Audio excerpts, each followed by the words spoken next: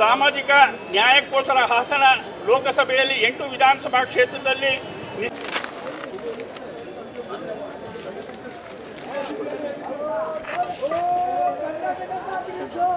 ಏನು ಇವತ್ತು ಹಾಸನ ಜಿಲ್ಲೆಯ ಮುಖಂಡರು ಮತ್ತು ಹಾಸನ ಕ್ಷೇತ್ರದ ಎಲ್ಲ ಮತದಾರ ಬಂಧುಗಳು, ಕಾಂಗ್ರೆಸ್ ನಿಷ್ಠಾವಂತ ಕಾರ್ಯಕರ್ತರು ಇವತ್ತು ಏನು ಹೇಮಾವತಿ ಪ್ರತಿಮೆಯಿಂದ ಇವತ್ತು ಜಿಲ್ಲಾಧಿಕಾರಿಗಳವರೆಗೂ ಬೃಹತ್ ಮೆರವಣಿಗೆಯಲ್ಲಿ ಸಾವಿರಾರು ಸಂಖ್ಯೆಯಲ್ಲಿ ಇಲ್ಲಿ ಏನು ಭಾಗವಹಿಸಿದರು. ಆ ಭಾಗವಹಿಸಿದಂಥ ಸಂದರ್ಭದಲ್ಲಿ ನಮಗೆ ಏನಪ್ಪ ಅಂತಂದರೆ ಅವರಿಗೆ ನಾನು ಚಿರಾಋಣಿ, ಅವರ ಸೇವೆಗೆ ನಾನು ಜೀವನ ಪರ್ಯಂತ ಸದಾ ಸಿದ್ಧ. ಇವತ್ತು ಹಾಸನ ಕ್ಷೇತ್ರದಲ್ಲಿ 30 ವರ್ಷದಿಂದ MLA ಇಲ್ದಲೇ ಹಲವಾರು ಕಾರ್ಯಕರ್ತರು ಮತ್ತು ಮುಖಂಡರುಗಳು JDS ದಬ್ಬಾಳಿಕೆ ದೌರ್ಜನ್ಯದಿಂದ ಕೊಲೆ ಆಗಿದ್ದಾರೆ.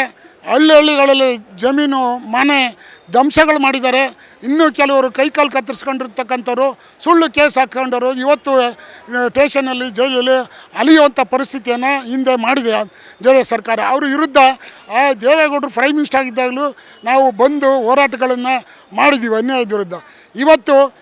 ಇವತ್ತು ಸಾಮೂಹಿಕವಾಗಿ ಎಲ್ಲರೂ ವಿನಯ್ ಗಾಂಧಿ ಅವರಿಗೆ ಇದನ್ನು ನಗರಾಭಿವೃದ್ಧಿ ಅಧ್ಯಕ್ಷರು ಕೊಡಬೇಕು ಅಂತ ಹೇಳಿದ್ದಾರೆ. ಅದು ಮಾತ್ರ ಅಲ್ಲ, ಇವತ್ತು ದಲಿತರು ಮತ್ತು ಮುಸ್ಲಿಮ್ಸು, ಲಿಂಗಾಯತರು, ಹಿಂದುಳಿದವರು ಅವರನ್ನು ಸಂಪೂರ್ಣವಾಗಿ ನಾವು ಕಡೆಗಣಿಸಲಾಗಿದೆ. ನಮ್ಮ ಕಾಂಗ್ರೆಸ್ ಪಕ್ಷ, ಆ ಕಾಂಗ್ರೆಸ್ ಪಕ್ಷದ ಮುಖ್ಯಮಂತ್ರಿಗಳು ಮತ್ತು ಏನು ಉಪಮುಖ್ಯಮಂತ್ರಿಗಳಿದ್ದಾರೆ DK ಶಿವಕುಮಾರ್ ಅವರು, ಸಿದ್ದರಾಮಯ್ಯನವರು, ಅವರ ಗಮನಕ್ಕೆ ತರೋಕ್ಕೋಸ್ಕರ ಇವತ್ತು ಹಾಸನದ ಜನ, ಜಿಲ್ಲೆಯ ಜನ, ತಾಲೂಕಿನ ಜನ ಹೆಚ್ಚಿಗೆ ರೀತಿಯಲ್ಲಿ ಇವತ್ತು ಇಲ್ಲಿ ಬಂದು ಮುಖ್ಯಮಂತ್ರಿಯವರು ಜಿಲ್ಲಾಧಿಕಾರಿಗಳಿಗೆ ಮನವಿ ಕೊಟ್ಟಿರತಕ್ಕಂಥದ್ದು. ಇದು ಈ ಮುಂದೆ ಈಗ ರಾಜ್ಯ ಮಟ್ಟದಲ್ಲಿ ಏನು ಒಂದು ನಿಗಮಮಂಡಳಿಗಳಿದೆ, ನಿಗಮಮಂಡಳಿಗಳಿಗೆ ದಲಿತರಿಗೆ ಒಂದು ಸ್ಥಾನ, ಮುಸ್ಲಿಮ್ಸ್ಗೆ ಒಂದು ಸ್ಥಾನ ಮತ್ತು ಇನ್ನು ಹಿಂದುಳಿದ ವರ್ಗದವರಿಗೆ ಒಂದು ಸ್ಥಾನವನ್ನು ಕೊಡಬೇಕು ಅಂತೇಳಿ ಈಗಾಗಲೇ ಚರ್ಚೆನೂ ಮಾಡಿದ್ದೇವೆ. ಕೊಡ್ತೇವೆ ಎಲೆಕ್ಷನ್ ಆದಮೇಲೆ ಅಂತ ಹೇಳಿದ್ದಾರೆ ಮುಖ್ಯಮಂತ್ರಿಗಳು. ಅದನ್ನು ಕೊಡಬೇಕು ಅಂತೇಳಿ ಈಗ ಸೀನಿಯರ್ ಆದಂಥ 37 ವರ್ಷದಿಂದ ವಕೀಲರಾಗಿ ಪಕ್ಷಕ್ಕೆ ನಿಷ್ಠೆಯಿಂದ ಬಂದಿರತಕ್ಕಂಥ ಮುನ್ಸ್ವಾಮಿ ಅವರಿಗೆ, ದಲಿತರ ಮುಖಾಂತರ ಅವರಿಗೆ ಅಧ್ಯಕ್ಷ ಜ್ಞಾನ ಕೊಡಬೇಕು. ನಮ್ಮ ಮುಸ್ಲಿಮ್ಸ್ ಇದರಿಂದ 45 ವರ್ಷದಿಂದ ಪಕ್ಷಕ್ಕೋಸ್ಕರ ನಿಷ್ಠೆ ಪ್ರಾಮಾಣಿಕೆಯಿಂದ ದುಡ್ಕೊಂಡು ಬಂದಿರತಕ್ಕಂಥ ಸೀನಿಯರ್ ಆದಂಥ ನಮ್ಮ ನಾಯಕರಾದಂಥ ಕಳಕಡಿ ಪೀರ್ ಸಾಹೇಬ್ರಿಗೂ ಸಹ ಕೊಡಬೇಕು. ಹಿಂದುಳಿದ ವರ್ಗದಲ್ಲಿ ಒಂದು ಗುರುತಿಸಿ ಸಿದ್ದರಾಮಯ್ಯನವರು ಅವರು ಯಾರಿಗೆ ಕೊಡಬೇಕು ಅಂತ ಹೇಳಿ ಸೀನಿಯರ್ಗಳಿಗೆ ಅವ್ರನ್ನ ಕೊಡಲಿ ಅಂತೇಳಿ ಈ ಮೂಲಕ ಪ್ರಾರ್ಥಿಸ್ತಾ, ಲಿಂಗಾಯತರಿಗೂ ಅನ್ಯಾಯ ಆಗಿದೆ, ಅವ್ರಿಗೂ ಒಂದು ಸ್ಥಾನ ಕೊಡಬೇಕು. ಇಲ್ಲಿವರೆಗೆ ಯಾವುದೂ ಕೊಟ್ಟಿಲ್ಲ, MLA ಕೊಟ್ಟಿಲ್ಲ. MLA ಕೊಡಬೇಕಾಗಿತ್ತು, ಕಳಿಸಲ್ಲ. ಮುಂದಿನ ಸಲ ಕೊಡಬೇಕು ಅಂತೇಳಿ ನಮ್ಮೆಲ್ಲರ ಬೇಡಿಕೆ, ಕಾರ್ಯಕರ್ತರ ಬೇಡಿಕೆ. ನಿಮ್ಮೆಲ್ಲ ಈಗ ಸಹಕಾರ ಕೊಟ್ಟಿದ್ದಕ್ಕೆ ನಿಮ್ಮೆಲ್ಲ ಬಂದಿರತಕ್ಕಂಥ ಎಲ್ಲ ಕಾರ್ಯಕರ್ತರಿಗೆ ಕೈ ಮುಗಿದು ಕಳಕಳಿಯಿಂದ ಪ್ರಾರ್ಥಿಸ್ತಾನೆ. ಮಾಧ್ಯಮದವ್ರಿಗೂ ಎಲ್ಲರಿಗೂ ನಮಗೆ ಪ್ರಾರ್ಥಿಸ್ತಾ, ಜಿಲ್ಲಾಧಿಕಾರಿಗಳು ನಮ್ಮ ಮನವಿನ ಇದು ಮಾಡಿದ್ದಾರೆ. ಪೊಲೀಸ್ ಅಧಿಕಾರಿಗಳು ಸಹ ಇಲ್ಲಿವರೆಗೆ ಸಹಕರಿಸಿದ್ದಾರೆ. ಶಾಂತಿ ರೀತಿಯಿಂದ ಎಲ್ಲರೂ ಭಾಗವಹಿಸಿರೋದ್ರಿಂದ ನೀವೆಲ್ಲರಿಗೂ ನಾವು ಕೈ ಮುಗಿದು ಪ್ರಾರ್ಥಿಸ್ತೇವೆ.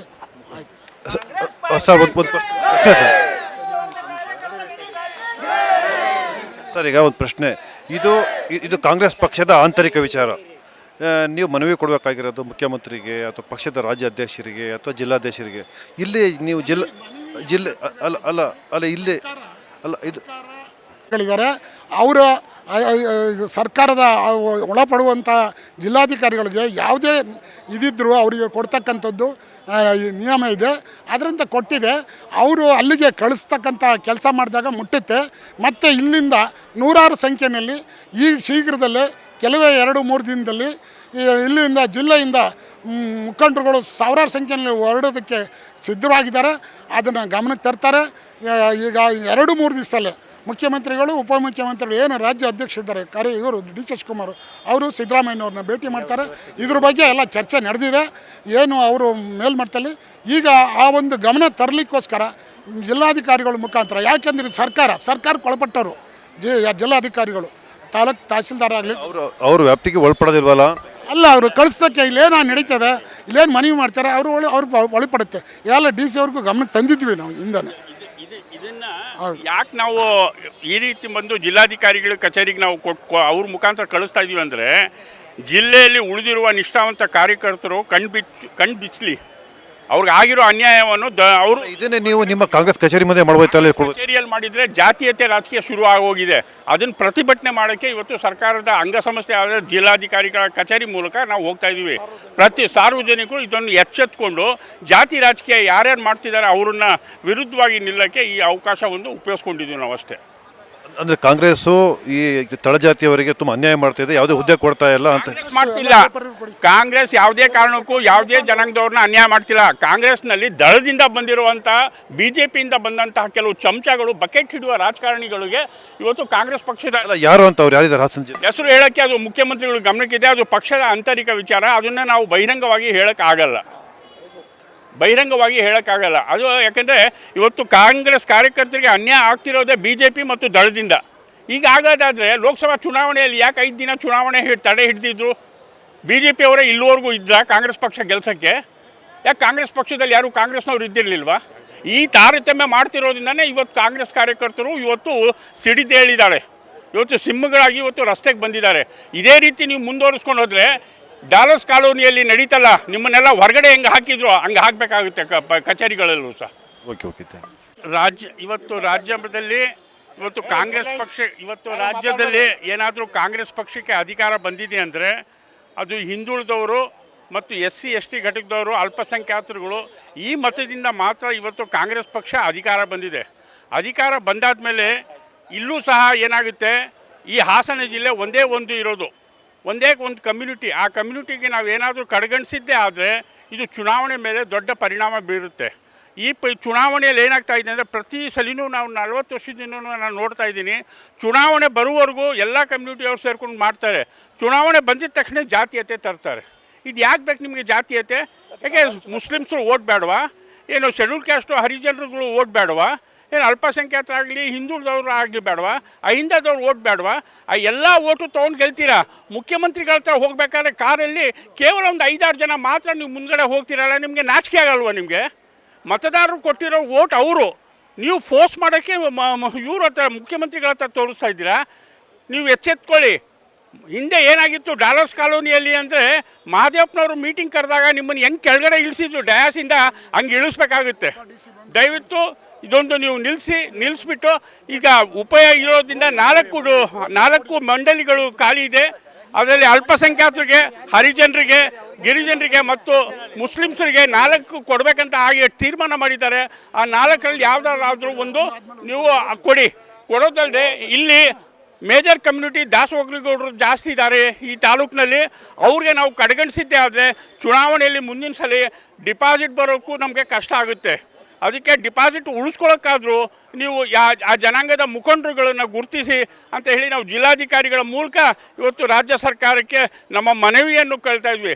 ಇಲ್ಲಿ ಯಾವುದೇ ಜಾತೀಯತೆ ವಿಷಯ ನಾವು ಮಾತಾಡ್ತಾ ಇಲ್ಲ.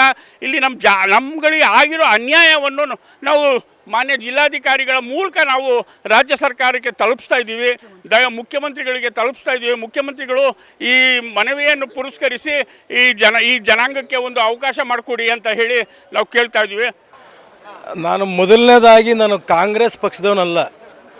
ನಾನು ಮೂಲವಾಗಿ ವಿನಯ್ ಗಾಂಧಿ ಅವರನ್ನ ಹೋರಾಟವನ್ನು ಗಮನಿಸಿ ಬಂದಿದ್ದೆ 40 ವರ್ಷಗಳ ಕಾಲ.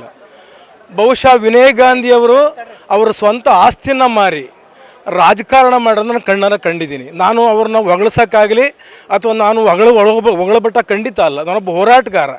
ನನಗನ್ಸೋದು ಏನಂತ ಹೇಳಿದ್ರೆ, ಇಂಥ ಒಬ್ಬ ಪ್ರಾಮಾಣಿಕ ವ್ಯಕ್ತಿಗೆ ನಿಜವಾಗ್ಲೂ ಕೂಡ ಸರ್ಕಾರದಲ್ಲಿ ಕಾಂಗ್ರೆಸ್ ಸರ್ಕಾರ ಸಾಮಾಜಿಕ ನ್ಯಾಯ ಎಲ್ಲರಿಗೂ ಕೊಡ್ತೀವಿ ಅಂತ ಹೇಳೋ ಅಂಥ ಸಿದ್ದರಾಮಣ್ಣವರು ಇದನ್ನು ಕಣ್ಣು ಬಿಟ್ಟು ಅತ್ಯಂತ ಪ್ರಾಮಾಣಿಕವಾಗಿ ನೋಡಬೇಕಾಗಿದೆ. ನಾನು ವಿಶೇಷವಾಗಿ ಕಳಕಳಿ ಮನವಿ ಮಾಡೋದೇನಂತ ಹೇಳಿದ್ರೆ, ಇಂಥ ಒಂದು ಅನ್ಯಾಯವನ್ನು ಸಿದ್ದರಾಮಣ್ಣ ನೀವು ಪ್ರತಿಭಟನೆ ಮಾಡಿ ಇವ್ರಿಗೆ ಅವಕಾಶ ಕೊಡದೇ ಇದ್ದರೆ ನೀವು ಕೂಡ ಸಾವನ್ನ ದೂರ ಇದ್ದೀರಿ ಅಂತ ನಾನು ಭಾವಿಸ್ಬೇಕಾಗ್ತದೆ. ನಾನು ಸುಮ್ಮನೆ ಹೇಳ್ತಾ ಇಲ್ಲ, ನಮಗೇನು ಆಗಬೇಕಲ್ಲ ಬೇರೆ ವಿಚಾರ. ಆದರೆ ಯಾರು ಗೇಯತಿನ ಹುಲ್ಲು ಹಾಕ್ಬೇಕು ನಮ್ಮ ಕಳಕಳಿ ಮನವಿ ಅಷ್ಟೇ. ಹಂಗಾಗಿ ವಿನಯ್ ಗಾಂಧಿಯವರು ಬಹಳ ವರ್ಷಗಳಿಂದ ಯೂತ್ ಕಾಂಗ್ರೆಸ್ ಪ್ರೆಸಿಡೆಂಟ್ ಆಗಿದ್ದಾರೆ. 40 ವರ್ಷಗಳ ಕಾಲ ಈ ಸಮಾಜನ ಕಾಂಗ್ರೆಸ್ ಪಕ್ಷ ತುಂಬ ತನ್ನ ತನುಮನ ಧನವನ್ನು ಅರ್ಪಣೆ ಮಾಡಿದ್ದಾರೆ. ಆಮೇಲೆ ಅವರೇನು ರಾಷ್ಟ್ರಪತಿ ಆಗ್ಯವರಂತ ಅಲ್ಲ, ಪ್ರಶ್ನೆ ಅಲ್ಲ. ಅವರು ಸಾಮಾನ್ಯ ಕುಟುಂಬದಲ್ಲಿ ಹುಟ್ಟಿದಂಥ ಮನುಷ್ಯನಾದರೂ ಕೂಡ ಎಲ್ಲ ಜನರೊಟ್ಟಿಗೆ ನಾನು ಬರ್ತಾನೆ ಇರಲ್ಲ ಸಾಮಾನ್ಯವಾಗಿ ಇಂಥ ವಿಚಾರಕ್ಕೆ. ಆದರೆ ವಿನಯ್ ಗಾಂಧಿ ಅನ್ನೋ ಕಾರಣಕ್ಕಾಗಿ, ಆತನ ಮನುಷ್ಯತ್ವಕ್ಕಾಗಿ, ಅವನೊಟ್ಟಿಗಿರೋಂಥ ಕಡೆ ಪೀರ್ ಸಾಬ್ರಂಥವ್ರು, ನಮ್ಮ ಮುನುಸ್ವಾಮಿ ಅಂತವರು ಜನಸಾಮಾನ್ಯರ ಮಧ್ಯೆ ಹೋರಾಟ ಮಾಡ್ಕೊಂಡು ಬರಬೇಕು ಅಂತ ಮನಸ್ಸಿದ್ದ ನೋಡಿದಂಥ ಕಾರಣಕ್ಕಾಗಿ ನಾನು ಬಂದಿದ್ದೀನಿ. ಹಂಗಾಗಿ ಇವ್ರನ್ನ ಹೂಡ ಅಧ್ಯಕ್ಷರನ್ನ ಯಾರ್ಯಾರ ಕೊಡೋ ಪ್ರಶ್ನೆ ಅಲ್ಲ. ಇದು ಎಲ್ಲರೂ ಅನುಭವಿಸೋರು. ಈಗಾಗಲೇ ದಲಿತರಿಗೆ ಕೊಟ್ಟ ಇನ್ನೊಬ್ಬರು ಬೇರೆ ವಿಚಾರ. ಆದರೆ ದಾಸ್ಗೌಡರು ಹಾಗೆ ಅಂತ BK ಮಂದಿ ಕೊಟ್ಟಿದ್ದಾರೆ, ಆ ವಿಚಾರ ಬೇರೆ.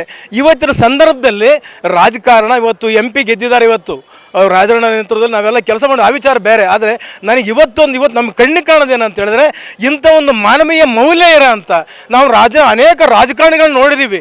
ಎಲ್ಲ ಸೆಂಟೆಕೊಂಡು ಕೈಗೆ ಕಾಣಕ್ಕಲ್ಲ ಭಾಳ ಜನ ಆ ಥರದ್ದು ನೋಡಿದ್ದೀವಿ. ಅದು ಬೇರೆ ವಿಚಾರ. ಅದಕ್ಕೆ ಆ ಕಾರಣಕ್ಕಾಗಿ ಇಂಥ ಒಂದು ಪ್ರಕ್ಷುದ್ಧ ಸಂದರ್ಭದಲ್ಲಿ ಇಡೀ ಜಿಲ್ಲೆ ತಾಲೂಕಿನ ಎಲ್ಲ ಮತದಾರರು ಜೈಕಾರಕ್ಕೆ ಹೋಗಬೇಕು, ದೊಡ್ಡ ಮೆರವಣಿಗೆ ಮಾಡ್ಕೊಂಡು ಬಂದಿದ್ದಾರೆ ಇವತ್ತು. ಹಂಗಾಗಿ ಮಾನ್ಯ ಜಿಲ್ಲಾಧಿಕಾರಿ ಮುಖ್ಯನ ಮನವಿ ಸಲ್ಲಿಸಿದ್ದಾರೆ ಈಗಾಗಲೇ. ಹಂಗಾಗಿ ದಯಮಾಡಿ ವಿನಯ್ ಗಾಂಧಿ ಅಂತ ಮಾನವಂತನಿಗೆ ನಿಜವಾಗ್ಲೂ ಕೂಡ ನಾನು ಹೊಗಳಿಕೆ ಅಲ್ಲ, ನನಗೇನು ಅವ್ರನ್ನ ಆಗಬೇಕಾಗಿಲ್ಲ. ಆದರೆ ಪ್ರಾಮಾಣಿಕ ಸಾಮಾಜಿಕ ನ್ಯಾಯದ ಪರಿಕಲ್ಪನೆ ಅಂತ ವಿನಯ್ ಗಾಂಧಿ ಕೊಡೋದು ನೈತಿಕ ಹೊಣೆಗಾರಿಕೆ. ನಾನು ಕಳಕಳಿ ಮನವಿಯನ್ನು ಮಾಡ್ತೇನೆ. ಸಿದ್ದರಾಮಯ್ಯಗೆ ಈ ಕೆಲಸ ಮಾಡಬೇಕು ಅಂತ ಕಳಕಳಿ ಒತ್ತಾಯವನ್ನು ಮಾಡ್ತೇನೆ. ನಮಸ್ಕಾರ. ನನ್ನ